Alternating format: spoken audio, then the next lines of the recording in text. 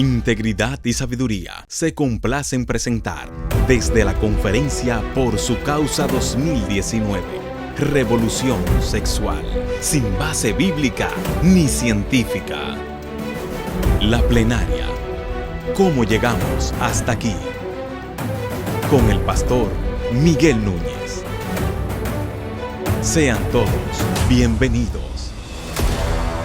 Bueno, yo quisiera comenzar esta exposición y la conferencia de este fin de semana con un texto bíblico muy conocido por cada uno de ustedes que aparece en el libro de Isaías, capítulo 5, versículo 20.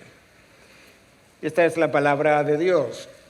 Hay de los que llaman al mal bien y al bien mal, que tienen las tinieblas por luz y la luz por tinieblas, que tienen lo amargo por dulce y lo dulce por amargo. Como todos sabemos ya, el tema de Por su Causa 2019 es la revolución sexual.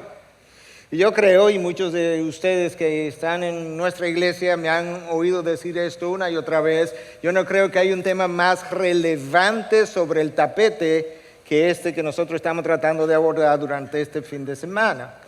Lo que nosotros estamos experimentando no es un temblor de tierra, es un tsunami con olas que han estado destruyendo literalmente la civilización de Occidente de una manera extraordinaria. Permíteme leerte de una de las fuentes lo que es la civilización occidental, porque escuchamos con frecuencia que eso es lo que está ocurriendo, pero muchos de nosotros no sabemos lo que eso es. Escucha, yo creo que es bastante precisa. La cultura occidental es la herencia de normas sociales, valores éticos, costumbres tradicionales, sistemas de creencias, sistemas políticos, artefactos y tecnología que se originaron o están asociadas con Europa. El término también se aplica más allá de Europa, a los países y culturas cuyas historias están fuertemente conectadas al continente europeo por la inmigración, la colonización o la influencia. Por ejemplo, la cultura occidental incluye países en las Américas, desde Canadá hasta el Cono Sur, como Argentina y Chile, y aún Australia, cuyas mayorías lingüísticas y de etnicidad demográfica son europeas. Esa es la cultura que la revolución sexual está al presente destruyendo. Realmente esta es una revolución como ninguna otra de la que nosotros hemos tenido. Es una revolución de ideas. No es simplemente una amenaza, es una revolución de ideas que ha avanzado de tal manera que ha puesto a la civilización occidental al borde del precipicio, literalmente hablando. Moralmente, Occidente ha comenzado a colapsar. Nuestra generación no sabe ya lo que es un hombre, lo que es una mujer, lo que es una pareja, lo que es un matrimonio, lo que es un papá, lo que es una mamá, lo que es un niño o lo que es una niña. Las definiciones han sido cambiadas y han sido cambiadas de una manera que usted podrá entender mucho mejor en un momento. Y ese cambio de definiciones ha cambiado la civilización. Es una revolución que ha sido montada sobre un tren que viaja a una gran velocidad, sobre un riel que ha sido construido a base de palabras con significados totalmente nuevos, nunca conocido antes. Es una revolución sin ninguna base científica, en lo más mínimo. Es una filosofía, es una idea, es una ideología, es un experimento que todavía no sabemos los resultados que va a traernos. Su base, en esencia, es el sentir individual de cada quien. Su base, en esencia, es el sentir individual de cada quien. Los cambios han ocurrido a lo largo de un periodo de tiempo, pero yo creo que en los últimos 20 años es cuando nosotros hemos visto cosas que nos han sorprendido a nosotros los pastores, a la mayoría de los líderes del mundo con cierta base moral. Nadie hubiese podido pensar que en un periodo de tiempo tan corto nosotros íbamos a dejar atrás los valores que hicieron que la civilización occidental floreciera para abrazar valores que hoy la destruyen. 2 décadas ha sido suficiente. Y yo creo que un par de ilustraciones pudiera ayudarnos a ver la velocidad con la que este tren ha ido avanzando. En mayo 13 del año 2012, la portada de la revista Newsweek consistió en una foto del presidente Barack Obama declarándolo como the first gay president, o el primer presidente homosexual, no por su práctica, sino por su apoyo a ese movimiento. El próximo mes, 1 de junio del 2012, el mismo presidente Barack Obama declaró dicho mes como el mes del orgullo LGBT. En noviembre 1 del año 2013, Alemania aprueba leyes que permiten e incentivan a los padres a no declarar el sexo del niño al nacer para que cuando ese niño tenga cierta edad, él pueda elegir lo que él quiere ser, ya sea hombre o mujer. Por tanto, un hombre y una mujer ya no es, de acuerdo a esta nueva ideología, alguien que le es definido por su composición genética. Alguien que no es definido por sus niveles hormonales y particulares. Alguien que incluso tiene una estructura cerebral completamente diferente, lo que es el cerebro masculino y lo que es el cerebro femenino. Y es por eso que las palabras del profeta Isaías aplican muy bien cuando Dios decía a través de su profeta: hay de aquellos que llaman al mal bien y al bien mal, que tienen las tinieblas por luz, lo dulce por amargo y lo amargo por dulce. Hay de aquellos que han hecho tal trastueque de la verdad, porque como bien revela el libro de Romanos en el capítulo 1, la ira de Dios se revela contra toda impiedad e injusticia de los hombres que suprimen la verdad. En junio 26 del año 2015, Estados Unidos, la Suprema Corte de Estados Unidos aprobó para toda la nación el matrimonio del mismo sexo. Escucha, 5 jueces a favor, 4 jueces en contra, un solo voto definió lo que 325 millones de personas debían creer y aprobar y aceptar. Esa es la razón por la que Antonio Scalia, uno de los jueces de dicha Suprema Corte que ya murió, dijo con relación a esa decisión que representaba una amenaza para la democracia americana, basada precisamente en que un solo voto fue suficiente para decidir lo que 325 millones de personas debían aceptar como bueno y válido. En busca de la libertad, el ser humano ha encontrado su mayor esclavitud. En busca de la libertad, el ser humano ha encontrado su mayor esclavitud, la esclavitud del placer sexual que él no sabe cómo controlar. Como dice Andrew Walker en su libro Dios y el debate transgénero, en cada rincón de la industria del entretenimiento existe la suposición incuestionable de que la libertad sexual es la máxima realización personal. La libertad sexual es la máxima realización personal. En la búsqueda de esa libertad sexual para su realización personal, el diseño del Creador ha sido desafiado. La sabiduría de aquel que construyó toda la creación, que hizo toda la creación, ha sido cuestionada. Y los límites que Él dispuso para la protección del género humano, de la raza humana, han sido violados todos. Ciertamente nosotros nos encontramos en medio de una revolución sexual. Y esta revolución sexual no es simplemente sexual, es una revolución moral. No hay un aspecto de la moralidad de lo que es la civilización occidental que no haya sido afectada en mayor o menor grado por esta revolución. Quizás algunos de ustedes se han preguntado por qué le llamamos revolución, y yo quisiera justificar eso. De manera que déjame decirte, una de las definiciones de la Real Academia de lo que una revolución es la siguiente. Es un cambio rápido y profundo en cualquier cosa, y yo agregaría en cualquier área. Y ciertamente lo que nosotros hemos visto en las últimas 2 décadas verdaderamente nos ha llegado a una velocidad vertiginosa, de manera que va llenando la definición del diccionario. Es un cambio rápido y ha cambiado los fundamentos de la sociedad de forma tal que el cambio ha sido profundo, de acuerdo como esa definición también lo tiene.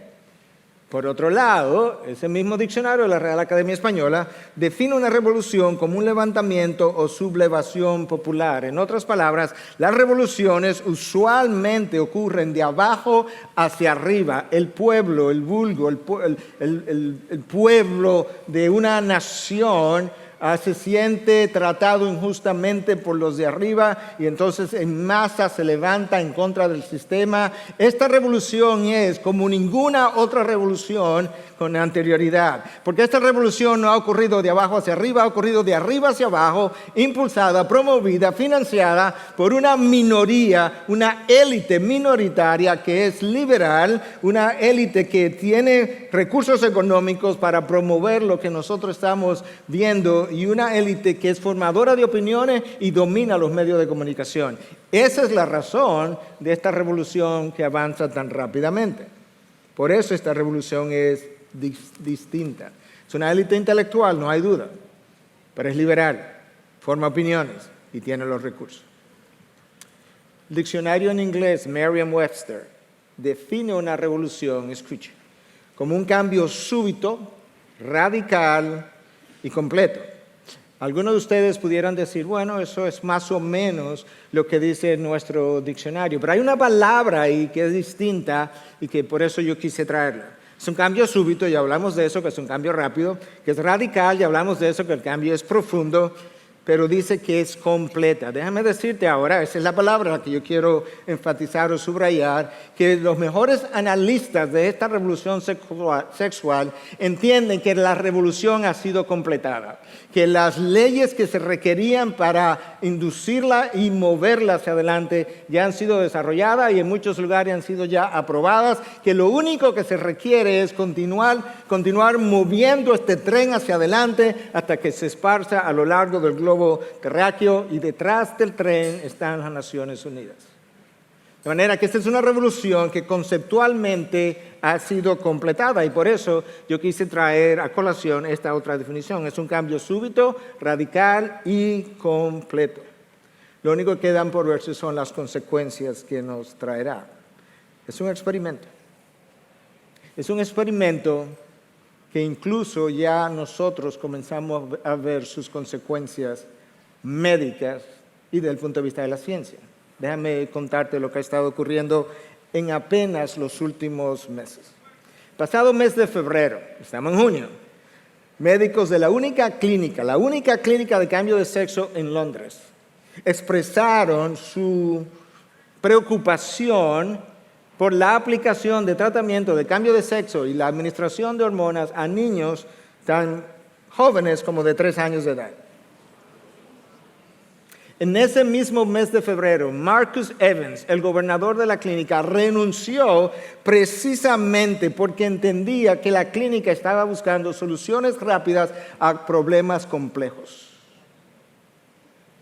La razón por la que él renuncia es porque hay datos suficientes para afirmar hoy que entre un 80 a 95% de los niños y jóvenes que experimentan disforia de género, en otras palabras, confusión de si soy un sexo u otro, del 80 al 95% de ellos, cuando tú dejas el tiempo pasar, esos niños terminan identificándose con el sexo que se le asignó a su nacimiento.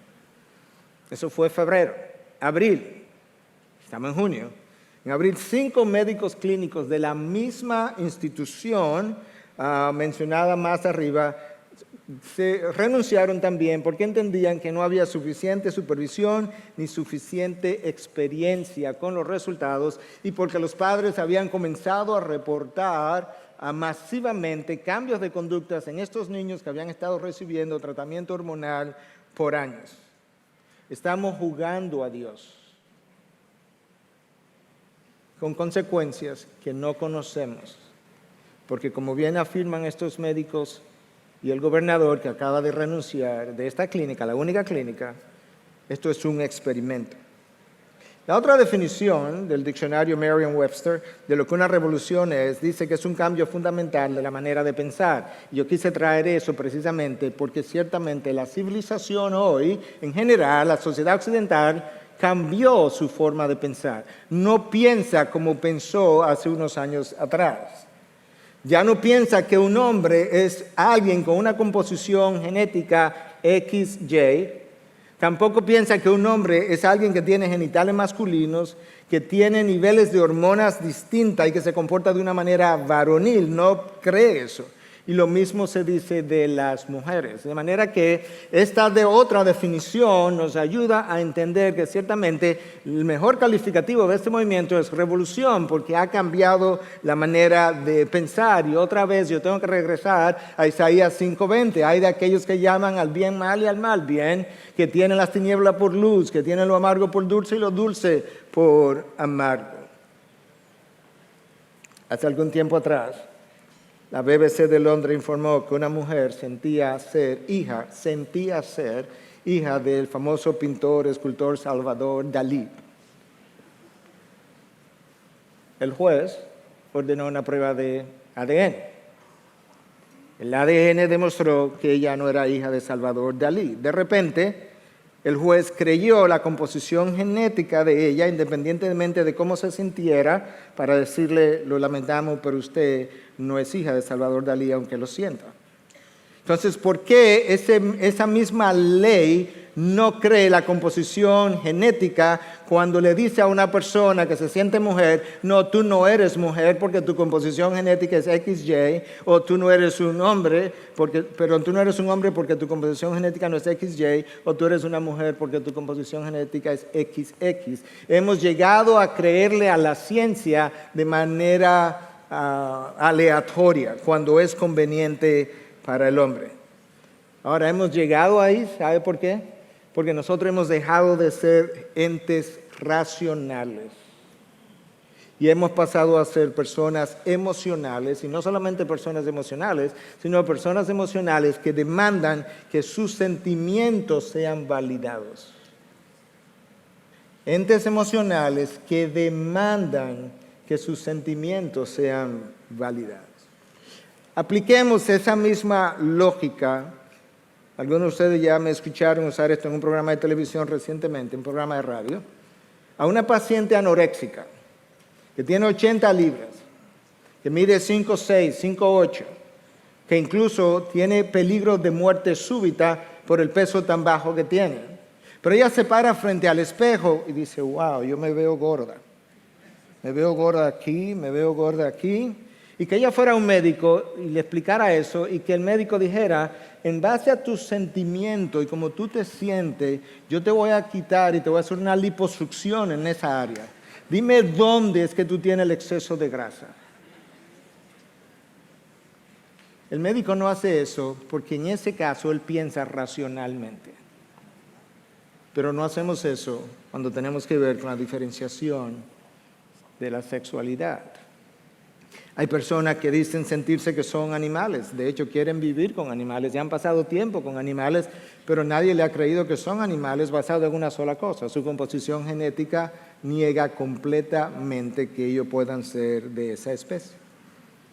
Esta revolución sexual está saltando todas las barreras, todas las vallas que habían sido colocadas allí para la protección de la humanidad. Por eso es que G.K. Chesterton dijo hace mucho tiempo atrás, antes de tú remover una valla que ha estado colocada ahí por cientos de años, pregúntate por qué estuvo ahí por tanto tiempo en el primer lugar. Y eso es lo que nosotros no estamos haciendo. Una de esas fronteras jamás explorada puede ser ilustrada por este caso. Thomas Beatty, conocido originalmente como Tracy Lehuanani, nativo de Hawái. Nació mujer en el año 1974. Posteriormente se sometió a cirugía para cambiar de sexo. No, más bien para cambiar de apariencia. Las cirugías fueron hechas porque permaneció con su mismo sexo biológico, aunque lucía diferente. En la tercera década de su vida, el ahora señor Thomas Beatty, ya no Tracy, comenzó a utilizar inyecciones de testosterona para cambiar su apariencia. Y obviamente le cambió la voz, le salió vello facial, como le salen a los hombres. En el año 2002 se sometió a una mastectomía. Y legalmente cambió su estatus para ser llamado señor Beatty. Al mismo tiempo mantuvo todos sus órganos femeninos que le permitían embarazarse. Se sometió a un tratamiento hormonal y salió embarazado. No, embarazada. Porque lo que le permitió al señor Beatty nacer embarazado es que él permaneció, me perdonan si algunos se molestan con los términos, pero son términos médicos, permaneció con una vagina, con ovarios, con trompas. Eso no es un hombre. Pero todas las revistas y periódicos, para vender las noticias, dijeron que el primer hombre embarazado ya había aparecido. No. La composición genética seguía siendo exactamente la misma y sus órganos seguían siendo femeninos y eso le permitió embarazarse. Esa noticia dista mucho de la realidad, por lo que acabo de expresar. Sin embargo, los medios de comunicación, formadores de opiniones, les gusta vender sus noticias, les gusta tener noticias atractivas, chocantes, y esto resultó una de ellas. De ese modo sensacionalista pero irracional, los medios de comunicación han estado cambiando la forma de pensar, los valores de la civilización, sin importar siquiera cuáles son las bases, por lo menos de ciencia, que pudieran apoyar algo como esto. En el año 2012, el señor Beatty fue a la corte y obtuvo un divorcio de su esposa Nancy, por medio de una batalla legal que duró 2 años. Esta revolución no ha sido una revolución política, no ha tirado un tiro, no ha explotado una bomba, pero posiblemente sea peor que una guerra civil, porque sus consecuencias van a durar hasta que la civilización finalmente colapse. En esencia, expresado de esta manera, con diferentes palabras, esta es una revolución de ideas, pero ¿acerca de qué? De que el concepto cristiano de la sexualidad es dañino y represivo. Esta revolución, en esencia, es desde ese punto de vista que se está planteando, porque esos planteamientos no son nuevos. Esos planteamientos comenzaron en Europa en los años de 1800 y comenzaron en Estados Unidos en los años de 1920 y 1930. De hecho, la primera cirugía de cambio de sexo se hizo precisamente en el año 1930 en Dinamarca, Copenhague. El nombre de la persona fue Einat Wegener, que siendo hombre, se sometió a esta cirugía para ser mujer y pasó a llamarse Lili Elbe.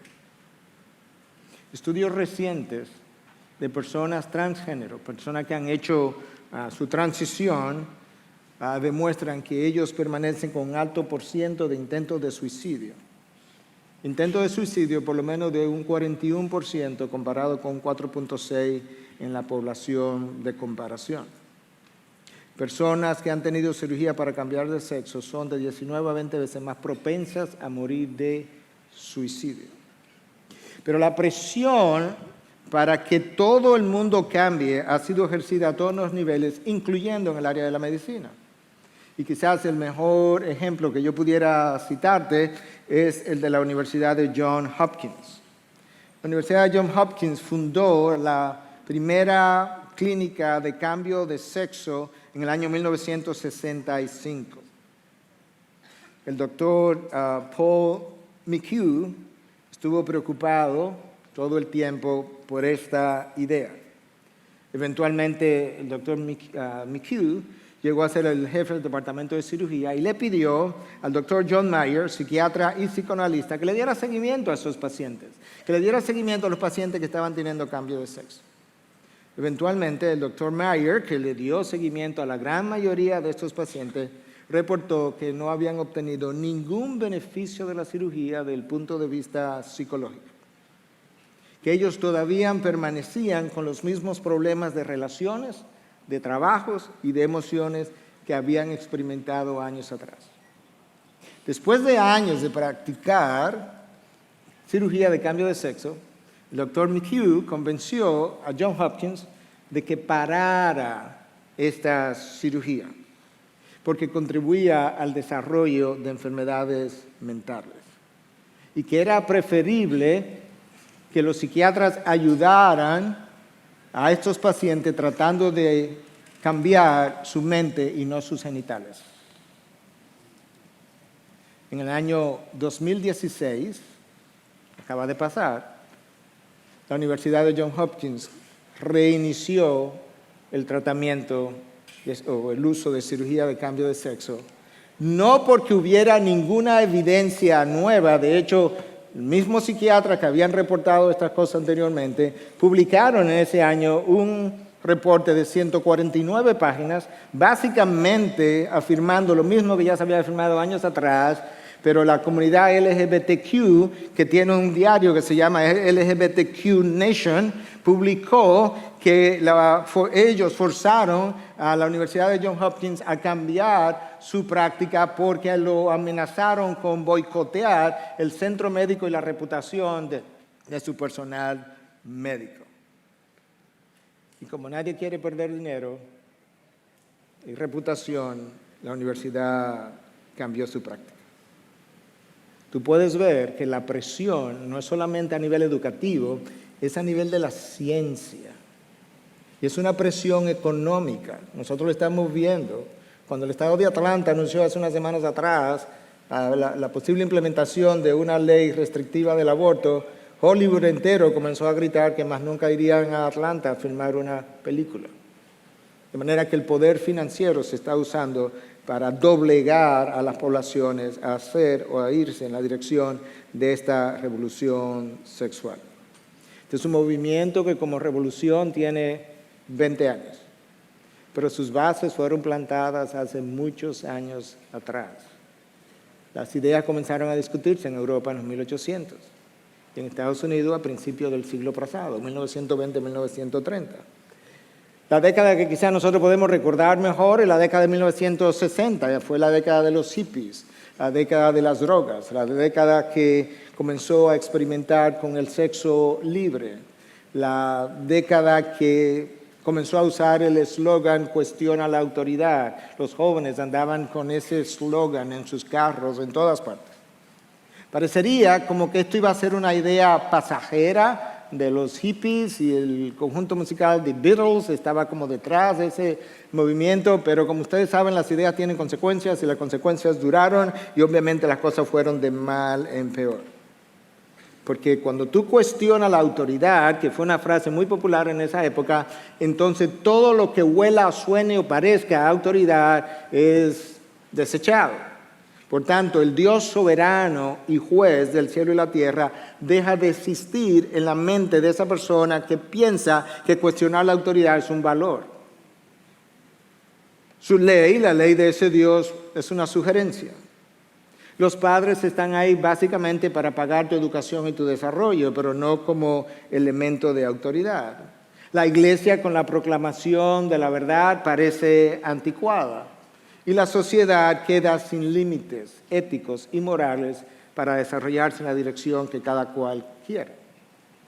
La década de 1960, o de la década de 1960, pasamos a la próxima década de 1970 con la aprobación de la pastilla anticonceptiva. Ese solo elemento liberalizó el sexo de manera inmediata y se produjo lo que algunos llamaron incluso en esa época la revolución sexual, porque ahora la gente no tenía la consecuencia de un posible embarazo, podía prevenirlo, y eso hizo que esto se fuera acelerando. Año 1972 se aprueba la píldora anticonceptiva.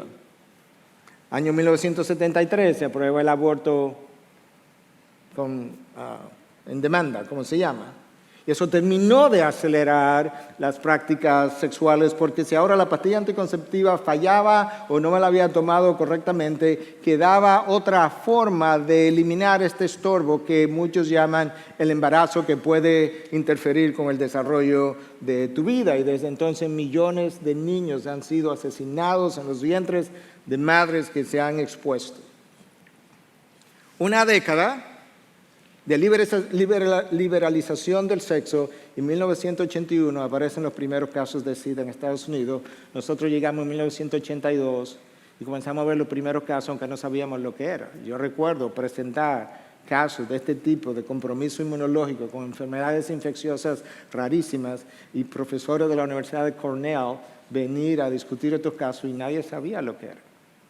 Una década de liberalización sexual fue suficiente para que eso comenzara a pasar. Ahora, déjame quizás, en el tiempo que me queda, déjame decirte algunas de las cosas que han promovido esta revolución sexual. Yo creo que, en mi opinión, lo que catapultó la revolución sexual fue el movimiento posmoderno. Porque cuando el movimiento posmoderno llega, se comienza a entender que las palabras no tienen significado, que el significado de las palabras depende más del interlocutor. Las palabras significan lo que el interlocutor quiere que ellas signifiquen, lo cual presentaría la plataforma perfecta para nosotros comenzar a cambiar las definiciones de lo que es un papá, una mamá, un matrimonio, una pareja, un niño o una niña. Las palabras significan lo que tú quieres que signifiquen. Ya papá y mamá puede ser hombre o mujer. Ya el matrimonio no tiene que ser definido como tradicionalmente había sido definido. Una vez más, hay de aquellos que llaman al bien mal. Por otro lado, una de las pioneras de esta ideología sexual es Judy Butler. Judy Butler es una lesbiana graduada, brillante, graduada de la Universidad de Yale en el año 1984 con un PhD. Judy Butler es profesora de retórica de la Universidad de California al día de hoy.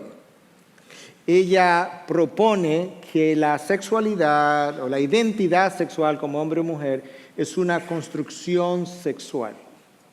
En otras palabras, tú miras los genitales de un hombre y tú no sabes si es un hombre o una mujer, y viceversa. Porque eso es la sociedad que ha construido que lo que luce así es un hombre y lo que luce así es una mujer. Eso no es la sociedad que ha construido eso. La sociedad está construyendo esta nueva idea y este nuevo concepto. Entonces, hasta ahora, un hombre y una mujer eran llamados así simplemente, según ella, porque la sociedad le había enseñado un cierto comportamiento que los hombres tienen y un cierto comportamiento que las mujeres tienen. No, Mrs. Butler. Hasta ahora la sociedad había entendido, que la ciencia había entendido, que un hombre es alguien con una composición XY y una mujer es alguien con una composición XX, que eso llevaba a una producción de hormonas que la llevaba a un cierto comportamiento, porque hoy también estamos descubriendo que la estructura cerebral del hombre y de la mujer están diseñadas de una forma completamente diferente, de forma tal que nosotros pensamos de forma distintas. Actuamos de manera distintas porque hay un diseñador inteligente que así lo entendió. Y esos cambios de diferenciación comienzan tan tempranamente como en la 6ª semana del embarazo. 6ª semana del embarazo. Comienzan las hormonas masculinas a bañar el cerebro masculino y comienzan a cambiarlo. De manera que no es la sociedad que ha definido eso. No, la sociedad hoy y personas pioneras de este movimiento como Judy Butler han creado una ideología, una filosofía, un pensamiento y nada más que no tiene ninguna base con que sustentarlos. Según Judy Butler, no hay seres masculinos o femeninos, sino una cierta conducta la cual puede cambiar en cualquier momento. En otras palabras, yo pudiera estar aquí dando esta charla hoy, luciendo, moviéndome como un hombre. Y pedirle a la audiencia que cuando se refiere a mí me llame él. Pero puede ser que la semana que viene yo esté en otro lugar dando otra charla, pero ahora yo me siento medio femenino y demandar que tú me llames ella. Y de ahí entonces que se habla que el género puede ser fluido. ¿En qué mente racional nosotros podemos poner una idea como esa? Porque como cada cual demanda que se le reconozca como bueno y válido lo que él siente ser, y si él se siente así, así se lo debiéramos reconocer. Butler entiende que la identidad sexual es una fantasía que hemos llegado a creer porque se ha repetido tantas veces. Y entonces ahora el género no se relaciona con el sexo biológico o con lo que yo biológicamente soy, sino que el género es lo que yo siento ser y el sexo es como yo luzco por fuera. Eso es como se define. Esa forma irracional de pensar solamente podía darse en una sociedad que hubiese abrazado el relativismo, la ausencia de absolutos y la permanencia de ideas relativas, de manera que lo que es verdad para mí no tiene que ser necesariamente verdad para ti. Ahora escucha los postulados de Butler, que el individuo sea emancipado de la dictadura de la naturaleza. En otras palabras, yo nazco, para los que no creen en Dios, porque la madre naturaleza me trajo así. Y la madre naturaleza es una dictadora. La naturaleza con la que yo nazco, varón o hembra, me esclaviza como un dictador y tenemos que librarnos de esto. ¿Tú crees que eso tiene algo que ver con la década de 1960? ¿Cuestiona la autoridad? Según ella, tenemos que ser capaces de experimentar la completa libertad de elegir. Tenemos que tener, escuchen, la habilidad de reinventarse a uno mismo en cualquier momento. Bueno, qué bueno que ella lo puso así, porque esto es un invento. Tenemos que tener la habilidad de reinventarnos a nosotros mismos.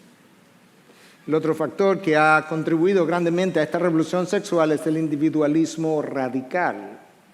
Este individualismo radical entiende que cualquier sentimiento o práctica sexual que yo tenga o quiera llevar a cabo debe ser aceptado, debe ser legislado como derechos civiles o derechos humanos. De hecho, hoy se está hablando seriamente que por qué no permitir que los adultos tengan relaciones sexuales con niños.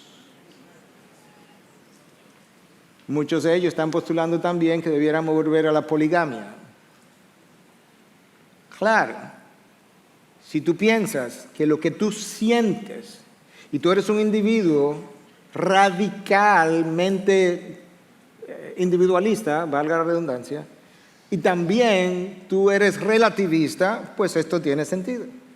Y eso ha llevado a la aprobación del matrimonio del mismo sexo en múltiples países.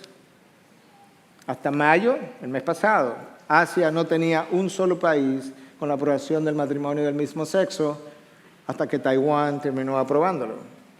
El primer movimiento de eso fue hace año y medio, pero finalmente se aprobó el mes pasado.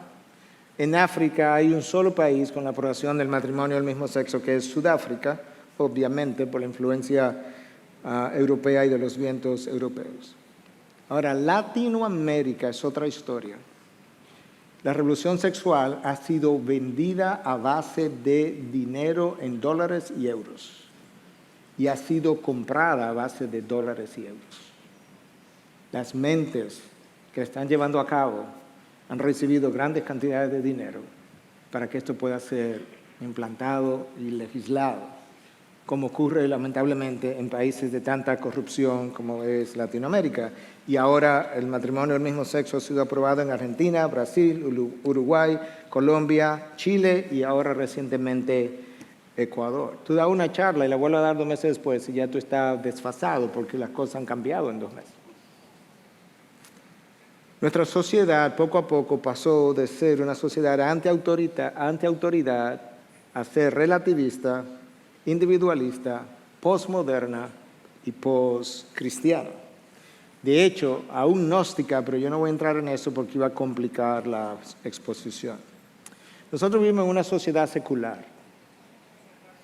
De acuerdo al sociólogo Charles Taylor, que escribió una obra masiva que se llama A Secular Age, en su opinión, no es que la gente hoy no cree en un Dios, es que no cree en un Dios personal, a quien tú le rindes cuentas.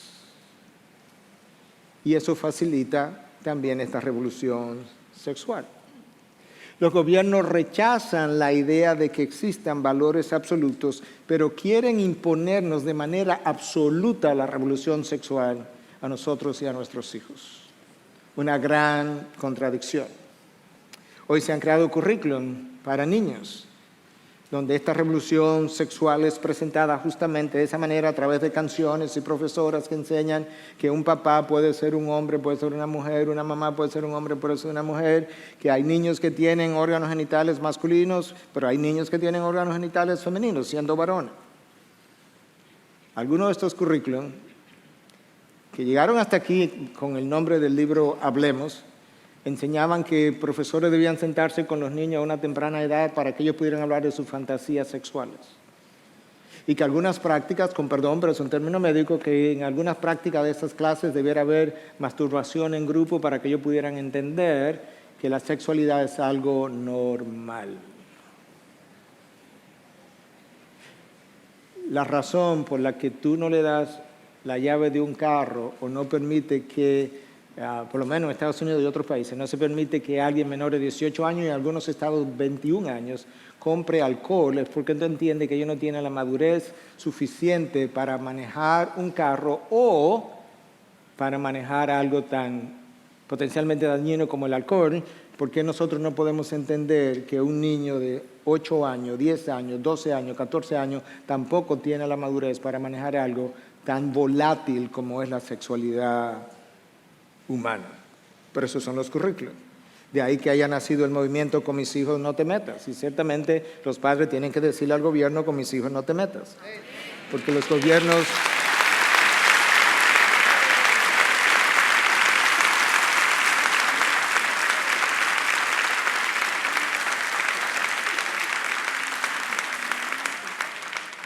El bloque comunista de gobierno totalitario cayó en el año 1989, pero ahora surge una nueva forma de gobiernos totalitarios que quiere imponer la educación sexual a tus hijos, a hijos que ellos no parieron, no sostienen, no educan y no cuidan. No, no te metas con mis hijos.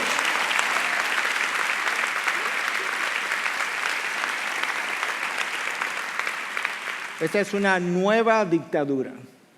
Y la importación de ideas financiadas desde el extranjero es puro imperialismo. Eso es lo que es. El Estado no puede decidir la educación que mis hijos deben recibir por leyes que vienen desde el año 1948. La Declaración Universal de Derechos Humanos de las Naciones Unidas tiene literalmente en más de un artículo definido que los padres son responsables de la educación que sus hijos quieran recibir y que tienen el derecho a escogerlo. Y es importante que los estados entiendan que el matrimonio y la familia preceden al Estado. El matrimonio y la familia preceden al Estado. Ellas no deben su existencia al Estado. No. El Estado debe su existencia a ellas, a esas dos instituciones, tanto el matrimonio como la familia.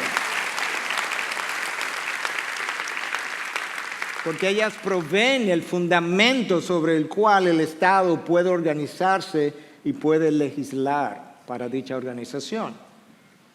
Algunos de ustedes conocen el nombre de Francis Schaeffer, uno de los mejores pensadores cristianos de los últimos tiempos. Archie Sproul, algunos de ustedes conocen ese nombre. Tuvo la oportunidad de entrevistar a Francis Schaeffer antes de que muriera. Ya los dos han muerto, pero Archie Sproul tuvo la oportunidad de entrevistar a Francis Schaeffer y le preguntó en esa ocasión que en su entendimiento cuál era el mayor peligro que Estados Unidos afrontaba, y dice él que sin pestañear le dijo: el estatismo. No dismo, el estatismo. ¿Qué es el estatismo? La corriente filosófica, porque es una filosofía, de que el Estado debe ir haciéndose cada vez más grande e ir controlando cosas cada vez más que le pertenecen al individuo para que el Estado quede bajo el control de ellas. Y una de esas cosas que el Estado quiere posesionarse hoy es la elección del currículum educativo que tus hijos van a aprender. Esa es la práctica de esa filosofía. Y de ahí que nosotros tenemos que hacer oposición. Quiere posesionarse impositivamente la educación de los hijos, quiere coartar la libertad de conciencia y quiere coartar la libertad religiosa. La Declaración Universal de las Naciones Unidas del año 1948, en el artículo 16, el capítulo 3, habla de que, escucha, la familia es el elemento natural y fundamental de la sociedad y tiene derecho a la protección de la sociedad y a la protección del Estado. Ese es el Estado que está haciendo todo lo opuesto hoy en día y es destruyendo a las familias. Contrario a lo que estas declaraciones tienen de 1948. Múltiples estudios han demostrado la necesidad que un niño tiene de crecer con un padre y una madre, un varón y una hembra, porque ellos los dos tienen cosas que aportar que el otro no tiene. Tienen formas de pensar, tienen formas de amar, tienen formas de aprobar, tienen formas de disciplinar completamente distintas y que necesitan entonces dicho balance. El mundo debiera escuchar esta declaración de esta pareja que salió en marzo del 2015. Es una pareja de homosexuales, quizá la pareja más famosa de homosexuales que pudiéramos pensar, y salió reportada en la revista italiana Panorama. Domenico Dolci y Stefano Gabbana. Aparentemente eso es una marca de ropa muy conocida. Yo no sabía, eso le dice cuánto yo sé de ropa. O de modas. Déjame leerte lo que el reporte dice. Domenico Dolce y Stefano Gabbana constituyen una de las parejas homosexuales más famosas del mundo por haber constituido la marca Dolce & Gabbana. Esta semana sorprendieron a todos con una clara defensa de la familia tradicional y con varios claros argumentos para oponerse a la adopción gay y a que parejas como ellos tengan incluso la posibilidad de engendrar hijos in vitro, porque en su opinión todo niño tiene derecho a tener padre y madre.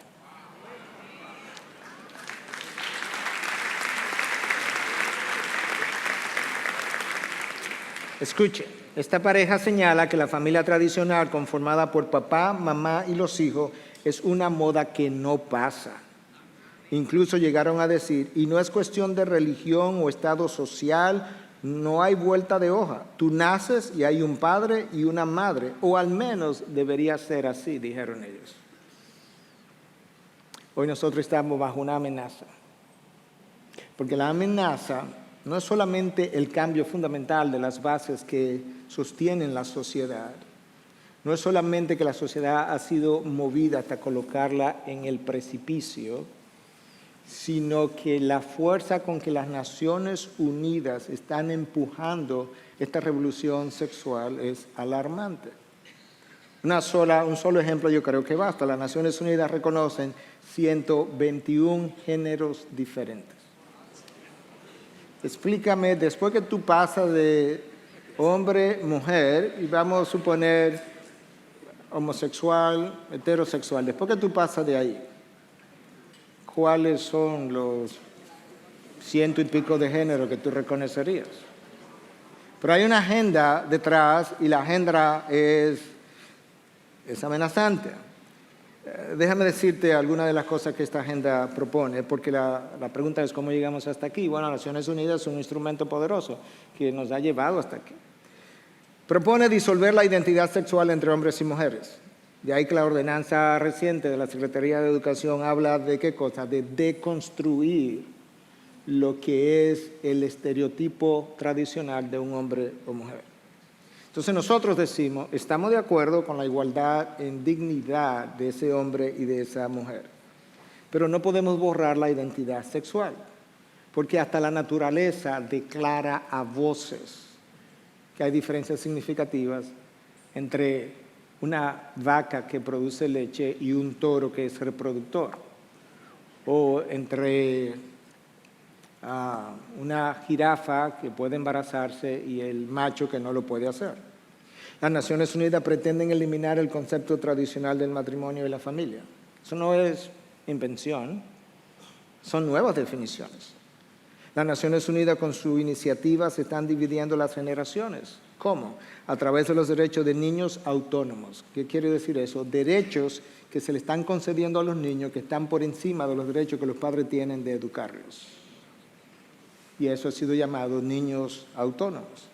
Las nuevas leyes pretenden eliminar la moralidad sexual y moral, la moralidad en general, que ha sido reconocida por esa civilización occidental por cientos de años. La imposición de las Naciones Unidas es de tal naturaleza que hasta se habla de reducir la población mundial porque uno de nuestros problemas es la sobrepoblación. Y la forma de hacerlo es a través de medidas de conducta reproductiva o de salud reproductiva y a través del aborto. No es un accidente que el aborto es tan apoyado por las Naciones Unidas. De hecho, hace unos años atrás en New York se reunieron 5 de los hombres más poderosos del mundo en términos de dinero para discutir cuál era el mayor problema del mundo y de qué manera ellos pudieran contribuir. La conclusión fue que era la sobrepoblación mundial y propuestas iban desde la distribución masiva de métodos anticonceptivos hasta la promoción del aborto y el financiamiento de ese aborto. Tú puedes ver cómo nosotros hemos llegado hasta aquí. Es una élite intelectual, minoritaria, formadora de opinión, que domina los medios de comunicación. El tiempo se ha ido, yo sé que he pasado una gran cantidad de información y no quisiera cansarlo, de manera que yo quisiera terminar con una cita de Malcolm Muggeridge. Alguien quizás me ha oído usarla en otra ocasión, pero es una cita tan poderosa de dónde nosotros estamos hoy como civilización. Es alguien que estudió incluso cuáles son las señales del colapso de una civilización, entre las cuales él señalaba el aumento del erotismo, un aumento del caos, falta de orden y respeto a la ley, el aburrimiento, porque la gente está tan suplida que la gente termina aburriéndose de lo que tiene, y una estructura de cobro de impuestos cada vez más compleja de parte de los estados, porque se están endeudando tanto que tienen que seguir aumentando los impuestos para poder pagar sus deudas. Señales de una civilización al borde del colapso, todas esas cosas nosotros las tenemos. Y aumentos también de los crímenes y de la violencia. Malcolm Muggeridge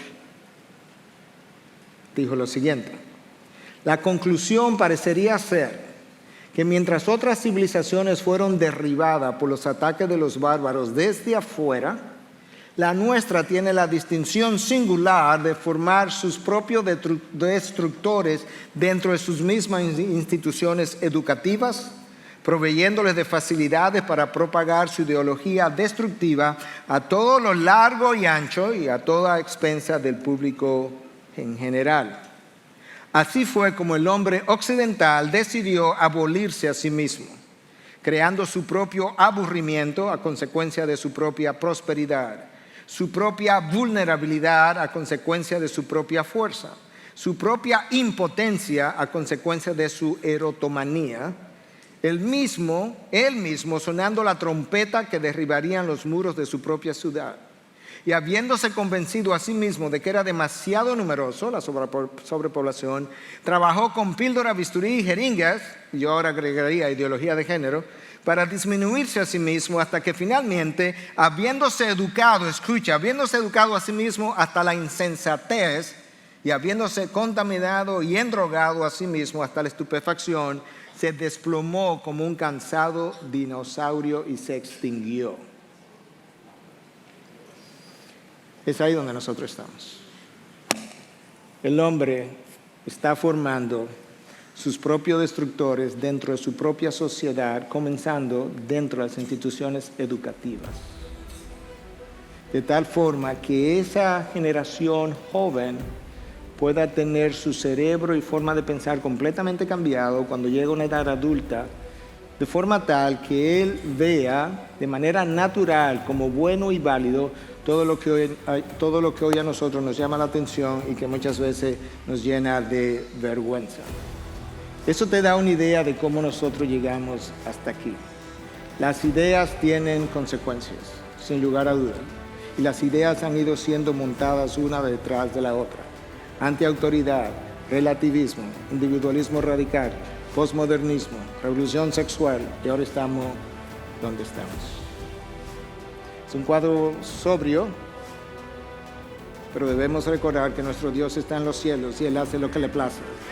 Él gobierna y Él controla la historia. Él permite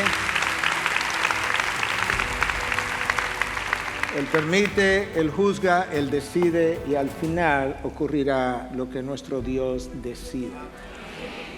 Aún si Él lo permite a manera de juicio. Pero su juicio es justo y es santo.